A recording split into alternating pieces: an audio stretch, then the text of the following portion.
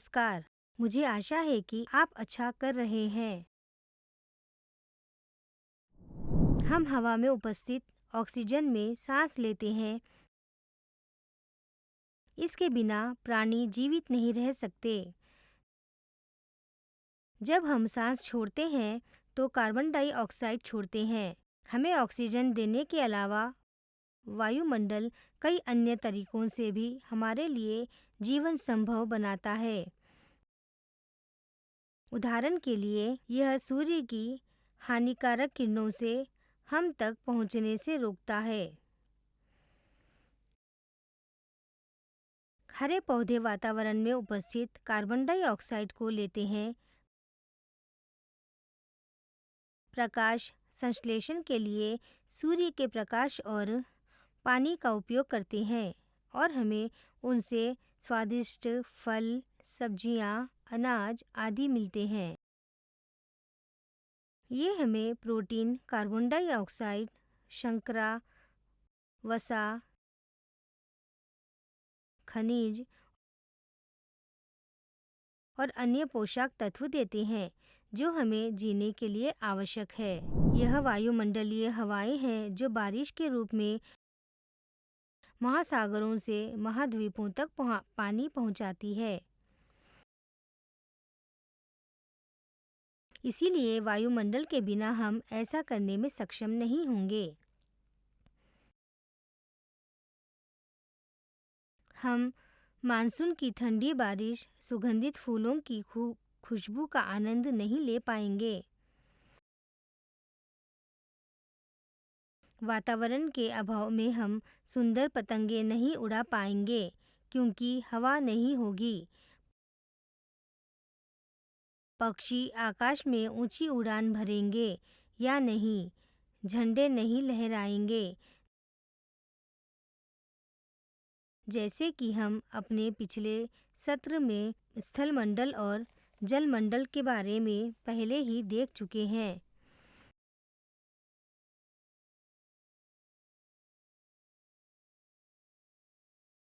आइए अब कक्षा 9 के सामाजिक अध्ययन से वायुमंडल के बारे में चर्चा करें और जानें सीखने के परिणाम।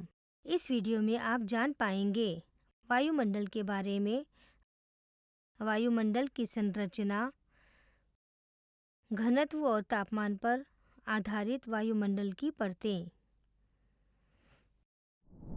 वायुमंडल पृथ्वी या किसी अन्य ग्रह के चारों ओर गैसों का अवतरण, कणिका पदार्थ, गंदगी का एक अत्यंत छोटा टुकड़ा।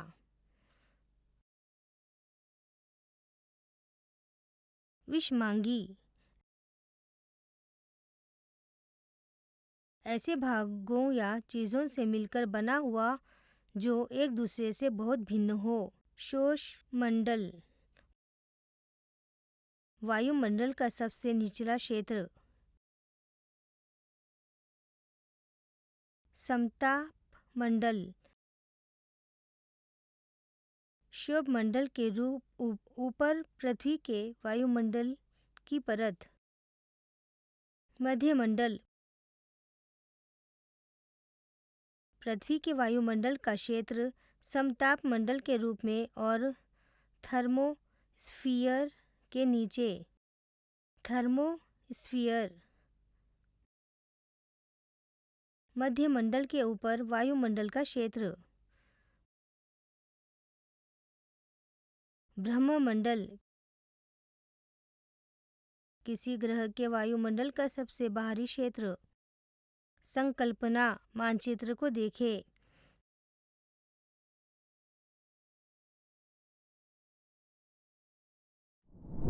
वायुमंडल पृथ्वी के चारों ओर गैसों का एक समुद्र है। वायुमंडल पृथ्वी के चारों ओर एक बहुत ही पतला आवरण है।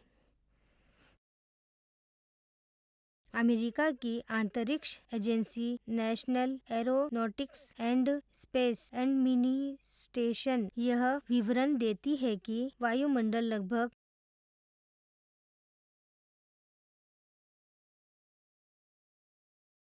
1000 किलोमीटर मोटा है।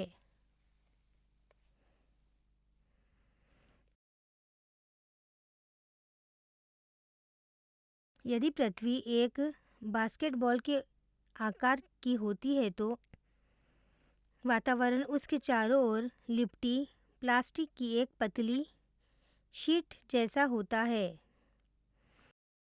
गैसों से बना होने के कारण वायुमंडल गैसों के सभी गुणों को प्रदर्शित करता है। यह संपीड़ित और विस्तारित होता है और इसका कोई आकार नहीं होता। वायुमंडल में कई गैसें हैं, लेकिन ऑक्सीजन लगभग 21% मात्रा में और नाइट्रोजन लगभग 78% मात्रा में। अन्य गैसें बहुत कम प्रतिशत में मौजूद है। इनमें अग्रन, नियॉन, कार्बन डाइऑक्साइड मात्रा के हिसाब से लगभग 0.03%, मीथेन, अमोनिया, ओजोन आदि शामिल है।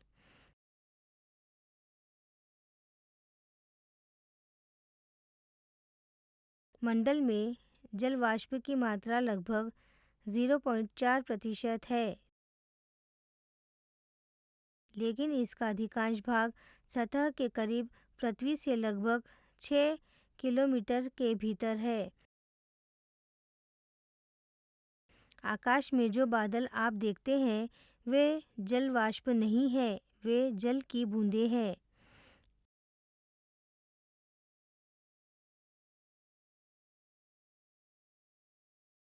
इन गैसों के अलावा वायुमंडल में धूल के महीन कण भी है, कणिका पदार्थ कहलाते हैं।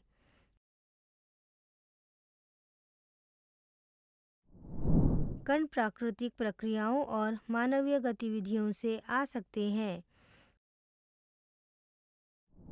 प्राकृतिक प्रक्रियाएं जैसे रेगिस्तान पर रेत का तूफान और प्राकृतिक जंगल की आग।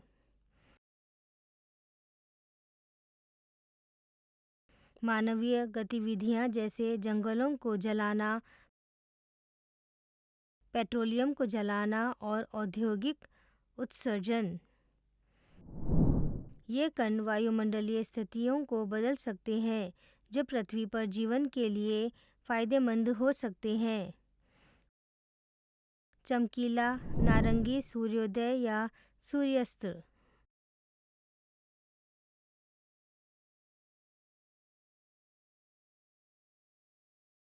वर्षा। कभी-कभी ये कण तापमान और वर्षा स्वरूप में परिवर्तन करके समस्याएं पैदा कर सकते हैं। उदाहरण के लिए वे लोगों के लिए सांस लेना मुश्किल कर दे सकते हैं। वे पत्तियों पर स्थित हो सकते हैं और पौधों के लिए सांस लेना और प्रकाश संश्लेषण को मुश्किल बना सकते हैं। वायुमंडल की संरचना। जिस प्रकार पृथ्वी का आंतरिक भाग परतों के रूप में व्यवस्थित है, उसी प्रकार वायुमंडल भी विभिन्न संरचनाओं के साथ विभिन्न परतों में व्यवस्थित है। वायुमंडल की संरचना का अध्ययन बहुत व्यापक रूप से फैला हुआ है। रासायनिक संरचना के आधार पर वायुमंडल को दो विस्तृत परतों में विभाजित किया गया है। पहला होमोस्फीयर, दूसरा हेटेरोस्फीयर। होमोस्फीयर 90 किलोमीटर की ऊंचाई तक फैला हुआ है। इसमें 3 परतें होती है: शोभमंडल, समतापमंडल और मध्यमंडल। इसकी विशेषता नाइट्रोजन, ऑक्सीजन, अर्गन और कार्बन डाइऑक्साइड जैसी गैसों की संरचना में एक रूपता से है। विषममंडल। सममंडल के 90 किलोमीटर से ऊपर की परत को विषममंडल कहा जाता है।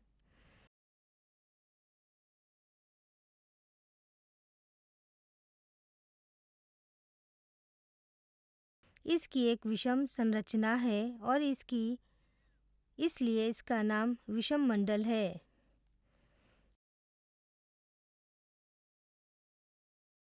इसकी 2 परतें होती हैं जिन्हें थर्मोस्फीयर और एक्सोस्फीयर कहा जाता है। घनत्व एवं तापमान के आधार पर भी वायुमंडल को विभिन्न परतों में विभाजित किया जा सकता है। क्षोभमंडल। क्षोभमंडल वायुमंडल की सबसे निचली परत है। इसकी औसत ऊंचाई 13 किलोमीटर है और यह ध्रुवों के पास लगभग 8 किलोमीटर और भूमध्य रेखा पर लगभग 18 किलोमीटर की ऊंचाई तक फैली हुई है।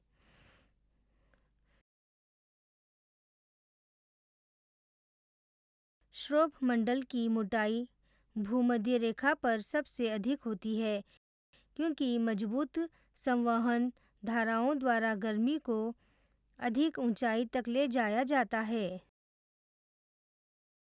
जिससे ध्रुवों के पास हवा का अधिक बहाव होता है।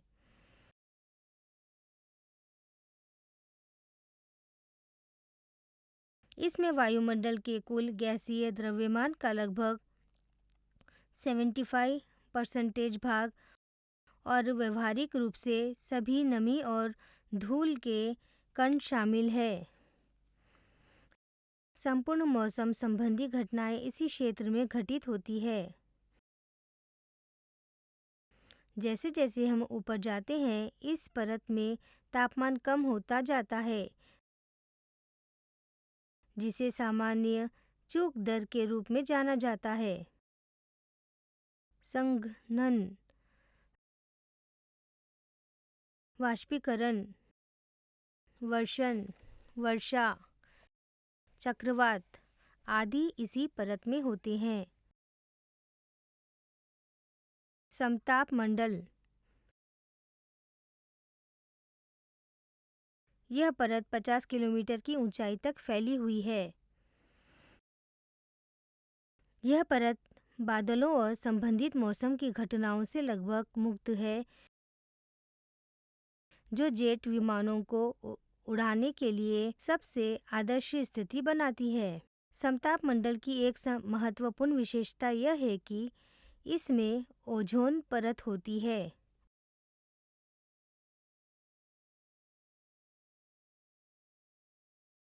ऊंचाई बढ़ने के साथ साथ तापमान बढ़ता है। मध्यमंडल। यह 80 किलोमीटर की ऊंचाई तक फैला होता है। ऊंचाई बढ़ने के साथ तापमान भी बढ़ता है। थर्मोस्फीयर। यह 400 किलोमीटर तक फैला हुआ है। थर्मोस्फीयर में ऊंचाई बढ़ने के साथ तापमान तेजी से बढ़ता है। इसमें विद्युत आवेशित कण होते हैं जिन्हें आयन कहते हैं। पृथ्वी से प्रसारित रेडियो तरंगें इन आयनों द्वारा वापस पृथ्वी पर परिवर्तित हो जाती है। इसे आयन मंडल के नाम से भी जाना जाता है। बहिर्मंडल। यह वायुमंडल की सबसे ऊपरी परत है। यह सबसे ऊंची परत है। दबाव बेल्ट और ग्रहीय हवाएं। वायु दबाव हमारे चारों ओर की हवा गैस अणुओं से बनी है। ये बहुत सूक्ष्म कण होते हैं। ये अणु लगातार एक दूसरे को या अपने रास्ते में आने वाली किसी भी वस्तु को धकेलते रहते हैं। किसी भी वस्तु पर उनके द्वारा एक साथ लगाया गया यह धक्का प्रभाव वायु दाब के रूप में वर्णित है। तो हवा किसी वस्तु के ऊपर, नीचे और सभी तरफ से दबाव डालती है, जिससे वह उन तरफ की हवा के संपर्क में आ जाती है।